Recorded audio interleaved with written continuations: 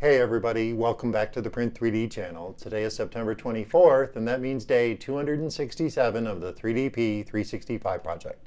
And on today's episode, we printed out this cool dog scan from MustangDave, so stick around.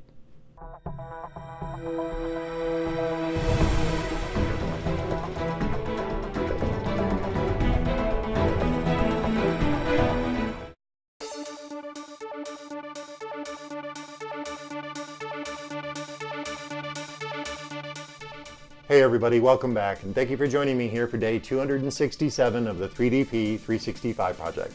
On today's episode, we printed out this very cool 3D scan of a dog by MustangDave, and it's a very, very cool model, but we did have a slight printing problem, and I don't know if you guys can see that, but I started to get some banding. Once again, the banding showed up, but I do know what caused this, and we'll talk about that in a second.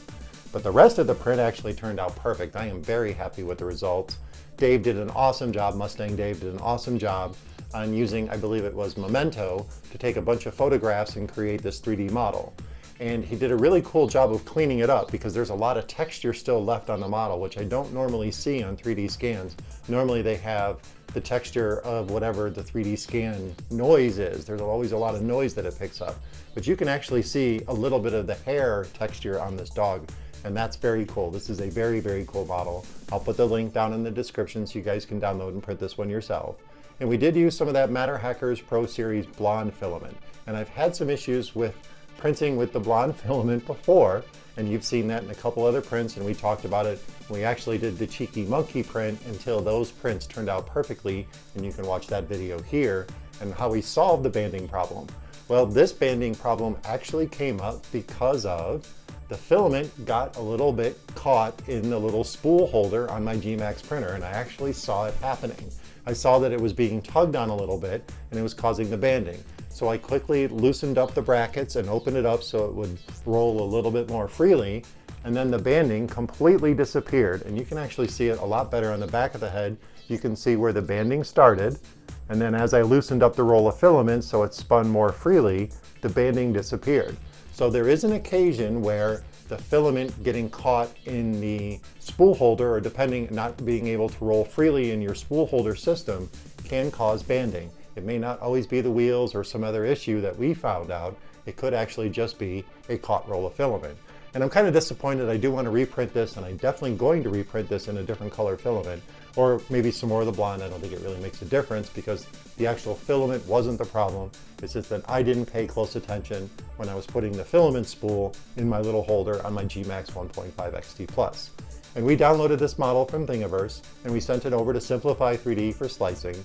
In Simplify3D, I used a 0.2mm layer height with 3 top layers, 3 bottom layers, and 3 perimeters, and only 10% infill on this print. And we ran this out at 35mm per second.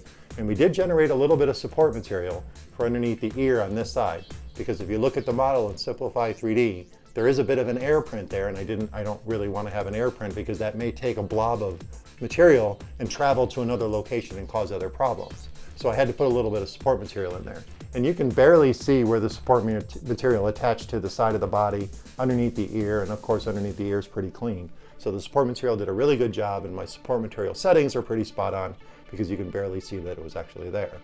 But besides the banding problem, the print turned out really, really great. There are no blobs, there are no globs, there are no layer skips or layer shifts whatsoever. It's a very clean print. The surface finish is really, really nice. I do love this Matterhackers Pro Series Blond filament. It's one of my favorite colors. And I'm actually down to the bottom of the roll here. And again, the reason why the banding started on this model was because my spool of filament wasn't spinning freely. It was nothing to do with the gMax printer whatsoever, because I've checked the printer and obviously it went away once I fixed it. But I am happy with the print, and I'm definitely going to be printing this out at probably a larger size. And I do love all of MustangDave's collection of 3D scans. There's so much stuff to choose from in there. You'll probably see a lot of those models coming up during Halloween because he's got some really cool stuff. Well, that about wraps it up for day 267 of the 3DP 365 project. If you're looking for ways to support the channel, check out the affiliate links down in the description. If you make a purchase through Matterhackers, GearBest, or Amazon, it'll kick a little bit back to the channel. It won't cost you a penny, and I really appreciate it.